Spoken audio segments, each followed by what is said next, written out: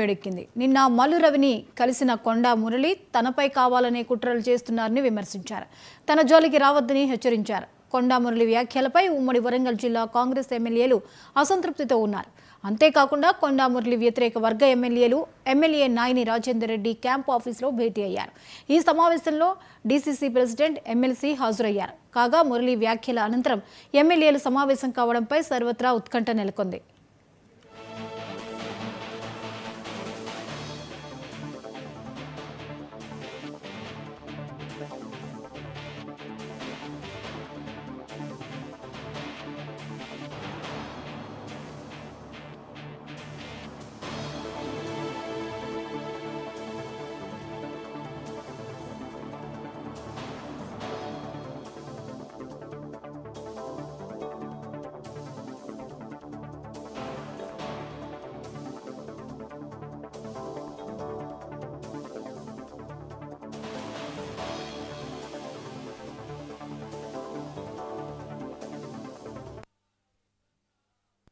ఇక వరంగల్ జిల్లాలో కాంగ్రెస్ రాజకీయం అయితే వేడెక్కింది.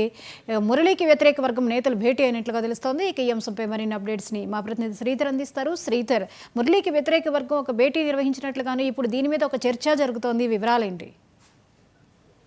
జ్యోతి, అయితే వరంగల్ ఉమ్మడి జిల్లాలో కాంగ్రెస్ పార్టీకి సంబంధించినటువంటి అంశం ఏదైతే మాటల యుద్ధం అయితే కొనసాగింది. మొదలుగా మాటల యుద్ధం అయితే ప్రారంభమైనటువంటి పంచాయతీ నేరుగా అధ్యక్షుడు అంటే పార్టీ అధ్యక్షుడుతో పాటు అటు మీనాక్షి నటరాజన్ వద్దకు చేరింది. దాంతో ఒకసారిగా క్రమశిక్షణ కమిటీని అయితే ఏర్పాటు చేసింది అధిష్టానం. అయితే ఈ నేపథ్యంలో నిన్న హైదరాబాద్ గాంధీ భవన్ కు కొండా మురళి చేరుకున్నారు. అక్కడ ఉన్నటువంటి అంశంలో తనకు సంబంధించినటువంటి నివేదికను కూడా సమర్పించడంతో పాటు ఒక 6 పేజీల ఒక ఫిర్యాదును కూడా, అంటే వరంగల్ ఉమ్మడి జిల్లాలో ఉన్నటువంటి కొంతమంది ఎమ్మెల్యేల పైన వారు చేస్తున్నటువంటి వ్యవహార శైలి పైన అటు అధిష్టానానికి ఒక 6 పేజీల లేఖను సమర్పించినటువంటి అంశం అయితే ఇప్పుడు ప్రధాన చర్చగా మారింది. ప్రధానంగా ఏదైతే రేవుల ప్రకాష్ రెడ్డి, అదేవిధంగా కడియం శ్రీహరి, దాంతోపాటు భూపాలపల్లి ఎమ్మెల్యే గండ్ర సత్యనారాయణతో పాటు స్థానిక ఎమ్మెల్యే నాయన్ రెడ్డి మీద కూడా మన తీవ్ర ఆరోపణలు చేస్తూ ఒక లేఖని విడుదల చేశారు. ప్రధానంగా ఇక్కడ ఉన్నటువంటి ఏదైతే కొండా మురళి వ్యాఖ్యలపై పార్టీకి సంబంధించినటువంటి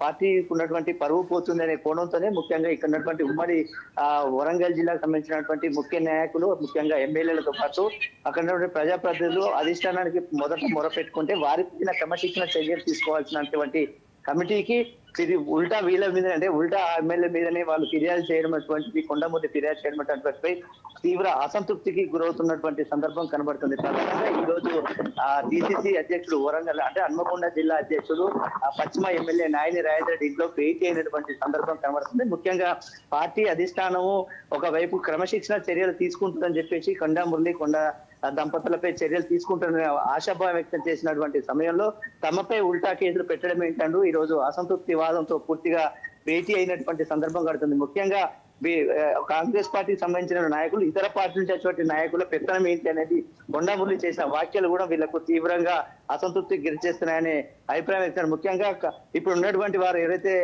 గండ్ర సత్యనారాయణ అయితేనేమి, ఏదైతే ఎమ్మెల్యే మాజీ మంత్రి ఎమ్మెల్యే అయినటువంటి ఏదైతే ప్రధానంగా ఉన్నటువంటి కాంగ్రెస్ పార్టీ అంటే స్టేషన్ గన్పూర్ ఎమ్మెల్యే కడియం శ్రీహరి తో పాటు కొంతమంది రేవుల ప్రకాష్ రెడ్డి కూడా పూర్తిగా టీడీపీకి సంబంధించినటువంటి కాడర్తో ఒక గ్రూప్ అయినట్టుగా తెలుస్తుంది. ముఖ్యంగా టీడీపీ వర్సెస్ కాంగ్రెస్ కు సీనియర్ నాయకుల మధ్య కొనసాగుతున్న వర్షన్గా కూడా వరంగల్లో కేంద్రంగా చేసుకోవచ్చు. ముఖ్యంగా ఇతర పార్టీల నుంచి వచ్చినటువంటి వారు ఈరోజు పెత్తనం చేసినటువంటి అంశం కూడా తీసుకురావడము, దాంతో పాటు ఉమ్మడి జిల్లాలో ఉన్నటువంటి నేతలతో పాటు అటు రేవంత్ రెడ్డికి దగ్గర ఉన్నటువంటి అయితే వేం నరేందర్ రెడ్డి కూడా ఆరోపణ చేసినటువంటి సందర్భం కొండపల్లికి నిన్న హైదరాబాద్ లో చేస్తున్నాయి. దాంతో పాటు పొంగులేటి శ్రీనివాస్ రెడ్డి ఇన్ఛార్జి మంత్రి, వరంగల్ ఉమ్మడి జిల్లా ఇన్ఛార్జి మంత్రిగా ఉన్నటువంటి పొంగులేటి శ్రీనివాస్ రెడ్డిపై కూడా ఒక ఫిర్యాదును చేసినట్టుగా తెలుస్తుంది. దీనిపైన ఓవరాల్ గా అందరు కలిసి ఒక ఏకదాటికి వచ్చేసి ఈ రోజు కొండా మురళి పైన చర్యలు తీసుకుంటారా లేకపోతే మేము బయటికి వెళ్ళాలనే ఒక తీవ్ర నిర్ణయానికి వచ్చే అవకాశం అయితే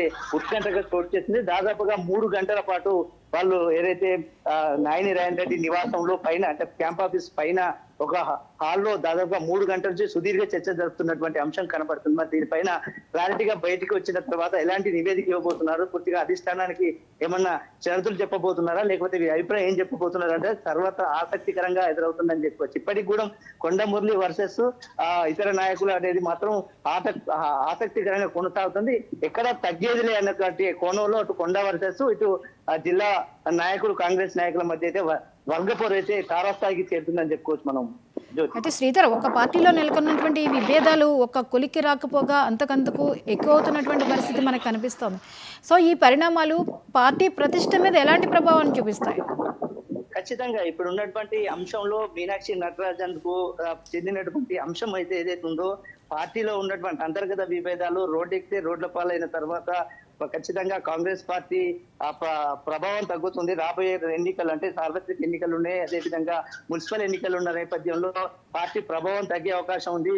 అందరూ ఏకదాటిగా ఒక తాటికి వచ్చేసి అందరూ ఒక అభిప్రాయం తీసుకొచ్చి జనాల్లోకి ప్రభుత్వ సంక్షేమ పథకాలను తీసుకెళ్లాలని ఒకవైపు అధిష్టానం సూచనలు ఇస్తుంటే, మరోవైపు పార్టీ పరువు దిగజార్చే విధంగా పార్టీ పరువు నష్టం కలిసే విధంగా వ్యాఖ్యలు చేయడమే కాకుండా ఒక ఏకంగా క్రమశిక్షణ కమిటీ రంగంలోకి దిగినప్పటికీ కూడా ఇంకా పార్టీ నాయకుల్లో గానీ ఇట్లా వర్గాల్లో గానీ ఏమాత్రం తగ్గలేని పరిస్థితి కనబడుతుంది. ముఖ్యంగా కాంగ్రెస్ పార్టీ అంటేనే ఒక చరిత్ర గల పార్టీ. చరిత్ర గల పార్టీలో ఉన్నటువంటి వారు చరిత్ర సంబంధించినటువంటి చరిత్ర కిందికి తీసుకొచ్చే విధంగా దిగదార్చే విధంగా చేస్తున్నటువంటి ఆ పరిణామాలపై అటు మీనాక్షి నటరాజన్ తో పాటు ఇటు అధ్యక్షుడు ఉన్నటువంటి సందర్భం కూడా కనబడుతుంది. అయితే పూర్తిగా ఒక నిర్ణయం జరిగినటువంటి కాంగ్రెస్ భవన్ లో జరిగినటువంటి ఆ భేటీలో కొండ మురళి కూడా ఒకనొక చిన్న వార్నింగ్ కూడా ఇచ్చినట్టు, ఎవరు కూడా నోరు దాటి హద్దులు దాటి ప్రవర్తించద్దని చెప్పినటువంటి సందర్భాలు ఉన్నప్పటికీ కూడా దాన్ని బేఖాతరు చేస్తూ ఈ రోజు మళ్ళీ ఇదే తరహాలో వరంగల్లో నేతలు నాయకులు పూర్తి స్థాయిలో బాహాబాహిగా మాటల యుద్ధం కొనసాగించినట్లయితే ముఖ్యంగా పార్టీకి నష్టం కలిగే అవకాశం కనబడుతుందని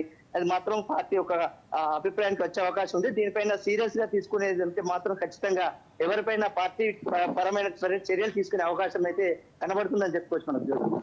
రైట్, థ్యాంక్ యూ శ్రీధర్.